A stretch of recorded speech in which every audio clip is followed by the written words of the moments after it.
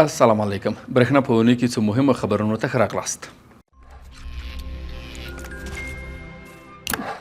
د اهلي تشیع قومي مخورو سره د برېښنا خدمتونو په اړه خبرې اترې. د افغانستان برېښنا شرکت عمومي جوهبي رئیس ښاغلي ډاکټر عبدالباري عمر په خپل کاري دفتر کې د هیواد بېلابېلو ولایتونو د اهلي تشیع هیوادوالو قومي مخورو او استازو سره د برېښنا خدمتونو په اړه خبرې وکړې.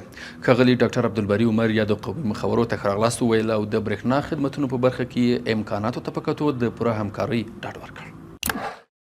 پنجشیر لپاره د ډاډمنې برېښنا چمتو کولو په مخه ګلبهار سب سټیشن کې د نوي فیډر رامنځته کېدل. د پنجشیر ولایت برېښنا چې تر دې وړاندې د پروان ولایت جبل السراج سب سټیشن څخه تامینېده د مسیر د اوږدوالي او پر شبکې د اضافه بارۍ له امله له تخنیکي ستونزو سره مل وه.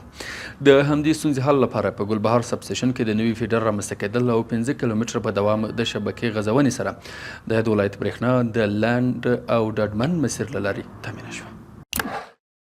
ګام په ګام د یوې باثباته او ډاډمنې برېښنا شبکې پر لور مزل. د کابل ښار برېښنا شبکې د پیاوړتیا او دوامداره ثبات لپاره د اضافه بارۍ ستونزو پر حل چټک کار روان دی. په دې برخه کې د هڅو په دوام د سړکونو له پراختیا سره موازي د برېښنا شبکې ستنې نویو مسیرونو ته انتقالیږي او ورسره مل د شبکې اصلاح، نویوالي او خوندیتوب ته هم کار کیږي.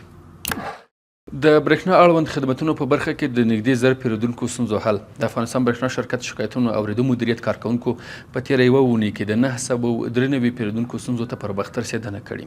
د ستونزو حل هڅو په دوام د پیرودونکو خدمتونو 144 شمېرې له لارې د 680 واتساپ شمېرې له لارې د 115 او په حضوري ډول د 132 پیرودونکو ستونزو ته رسېدنه شوې او اړوند ستونزې پر وخت حل شوې دي.